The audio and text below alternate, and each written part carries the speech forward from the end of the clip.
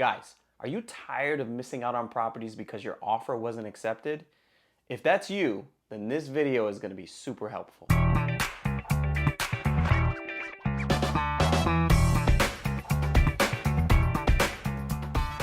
My name is David Cherry with Life by Design Real Estate, and I'm going to teach you how to make a winning offer. All right.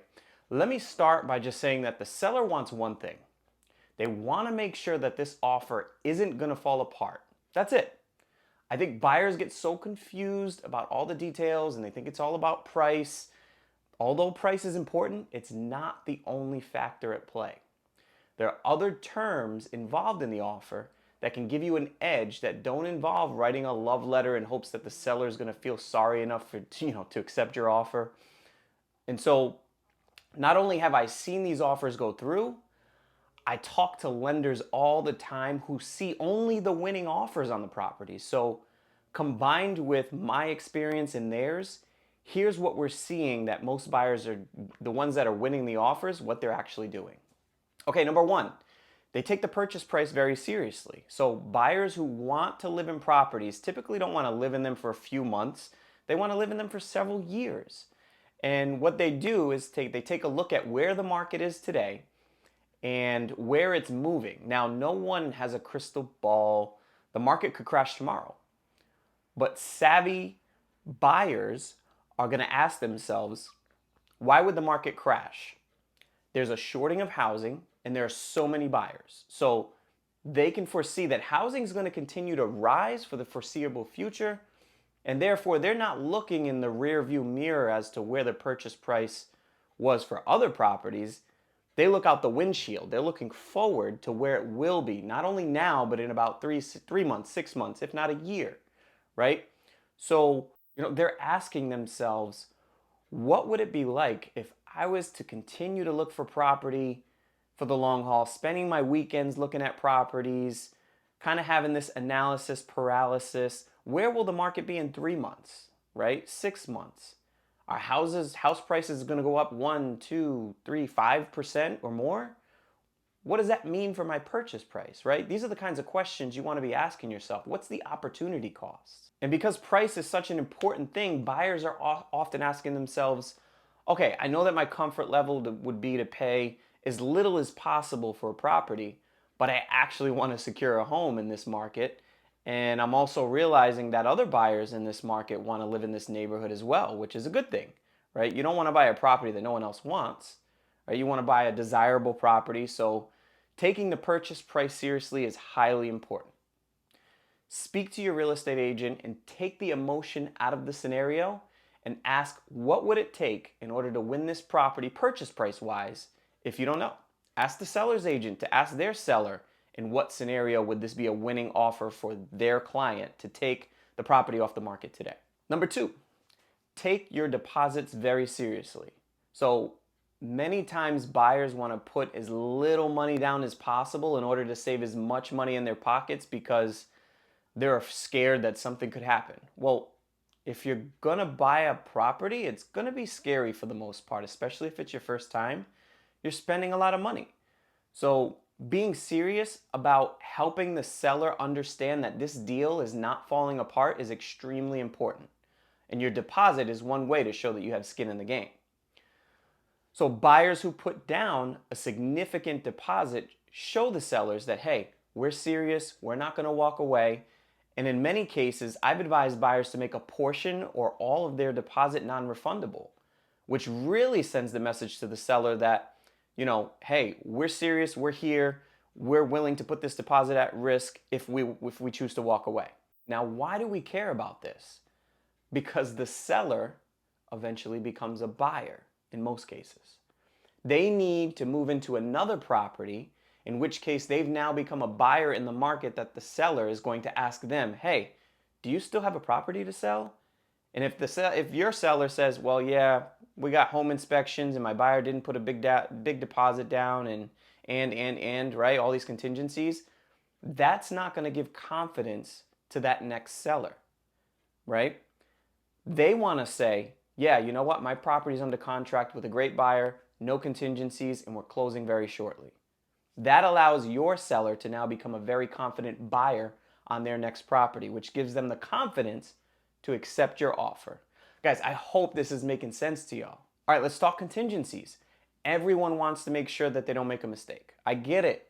I don't want to make mistakes, whether it's investing in stocks, real estate, you name it, right? In life. So how do we make sure? Well, most times a home inspection is the best way we can get a full, complete understanding from the roof to the foundation and everything in between of what's happening in the property. And many times, however, sellers are worried that this is where the deal could fall apart. And I don't want, I don't want that. You don't want that if you want a winning offer.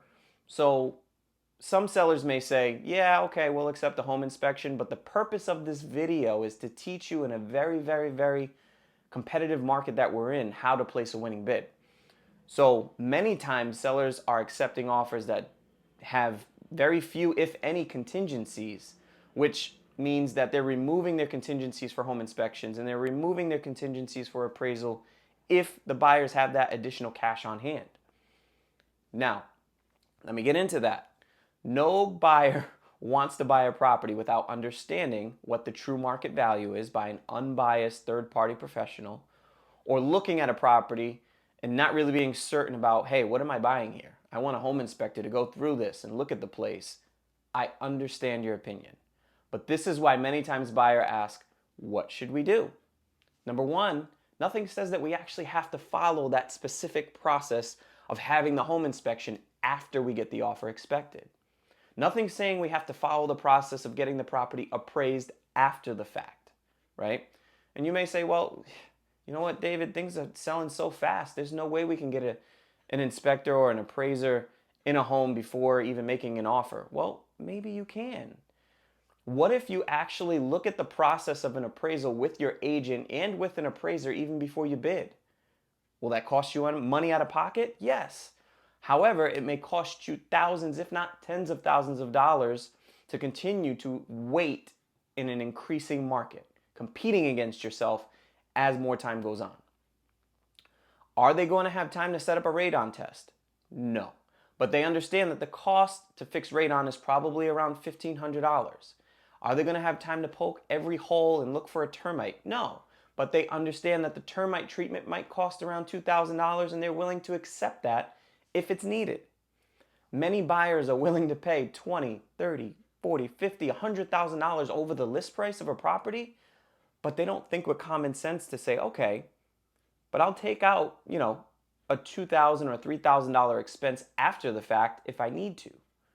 So what I'm saying is that many times home inspectors, appraisers, etc., are willing to walk your property beforehand for a rush fee, and you'll get a valuation of the property and a determination of the current components of the home without maybe doing a whole complete inspection of the home. But it'll give you a very good, accurate understanding of at least the major systems and things involved with the home, so you can make an educated bid. The point of all of this is the less contingencies your offer has, the more confident a seller is going to be in order to take your offer. Okay, tip number 4, closing times. Closing times are super important as well. Many times buyers want to get into the property so they can do renovations on their timeline. Maybe you got a lease, you're renting and you got a lease that's going to be up and you want to time the closing just according to your own timeline so you don't have to make double payments, right? I'm telling you, try to work around the seller's timelines, because that could be the difference between getting your offer accepted and not getting accepted, right? Because the seller is looking to say, can I buy the next property, and is this going to fit into that timeline? We've seen many buyers suggest, hey, let's let the seller stay at the property even after the closing, all right? That means we close on the property and allow the seller to stay for an additional period of time, whether that's 30 days, 21 days, 7 days, and that time period is drawn up by the attorneys with a specific agreement in place. Now, sometimes the seller pays some rent back. Sometimes they don't. What would you rather have? To pay $20,000 over list price and allow a seller to stay for another month? Or would you rather pay $40,000 over list price and still get your offer rejected? In this case, the seller doesn't care about the $20,000 extra. They care about the ability to be able to sell the property and have all of those proceeds after the closing available for themselves to use on the next house. Okay, I hope you're getting what I'm putting down here. I hope you're understanding this, right? It's not just about price. These terms are super, super important. All right, your agent should be digging into these things. If they're not, you need to have a conversation with them. So, to wrap up tip number 4, closing times are super important. Have your real estate agent talk to the other agent and say, hey, we're very flexible with our closing date and time. In what scenario would this make a winning decision for your client? Will they be willing to accept our offer right now and take the property off the market? Okay, tip number 5 is super underrated, but equally as important. All right, and that's agent to agent communication, where the other agent says, hey, we want to do business with your office. We know that you do what you say you're going to do. You follow up on your timelines. We're not going to have any nonsense with the lending. We know that you're not going to be silly with us on the home inspection. Agent to agent communication is key because there are 1.5 million realtors out there in the country at the time of this video, and there's only about 500,000 listings total. That's it, right? And so the thing is not all agents are going to make it through. And why is that important? Because some agents are just not cut out for this business. They're part-time, they do it as a hobby, they don't really know how to get into the business. So, if you want to work with a part-time agent because you're related to them, fine. Go to them for the brakes on your car too, but you might not end up in the best scenario. I know it's bold, but my strong suggestion to you is to work with a full-time agent who does this nonstop and is willing to do whatever it takes in order to communicate with the other side and be super communicative with you so that you understand exactly what's going on throughout the process and can make the best educated decisions throughout that process. If you're not getting that, talk to your agent and say, hey, listen, I'm not sure if this is a good fit or not, and just tell them what you need from the process. I need lots of communication. We need to reset so that I can create a winning offer and actually secure a home for my family. Guys, I hope this was super helpful. Thank you so much for watching. If you found value, please click that like and subscribe button to my channel. I'm always looking to deliver helpful content to folks that are looking to buy, sell, or invest in real estate. If you're someone that wants to connect around creating a plan for meeting your real estate goals, go ahead and click the link below in the description to schedule a free consultation.